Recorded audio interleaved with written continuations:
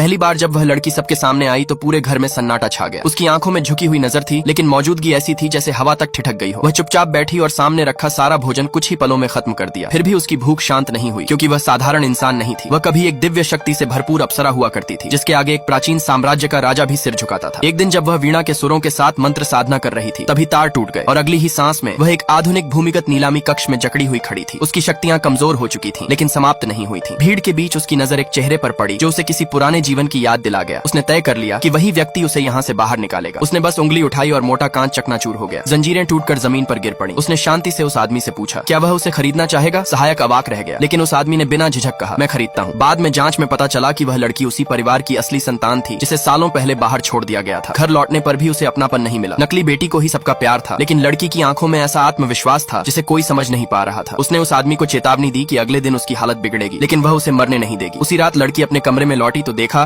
कि उसके लिए शोक कक्ष सजाया जा चुका है। सच्चाई सामने आई कि उसकी दत्तक बहन ने ही उसे नीलामी में बेच दिया था। डर के मारे वह बहन रात में चुपके से उसके कमरे में आई, लेकिन अगले ही पल लड़की उसके पीछे खड़ी थी। एक मंत्र बोला, सेब प्रकट हुआ और उसके मुंह में ठूंस दिया गया। दोनों पल भर में बाहर पहुंच गईं। लड़की ने आपातकालीन सेवा को सूचना दी और फिर उसे धक्का दे दिया। उसी समय वह आदमी अस्पताल में जीवन और मृत्यु के बीच झूल रहा था। लड़की ने आपात कक्ष में प्रवेश की मांग की। अरबपति पिता ने रोका, लेकिन सहायक ने याद दिलाया कि यही लड़की पहले ही चेतावनी दे चुकी थी। डॉक्टर बिजली के झटके से इलाज कर रहा था। लड़की ने कहा, 30 सेकंड में जान चली जाएगी। डॉक्टर ने उसे बाहर निकालना चाहा, लेकिन अचानक उसके कदम जड़ हो गए। लड़की ने बस हाथ घुमाया और कहा, अब वह ठीक है। पर जैसे ही वह बाहर निकली, मशीन की रेखा सीधी हो गई और पूरे कक्ष में खामोशी फैल गई। अगले पार्ट के लिए सब्सक्राइब करें।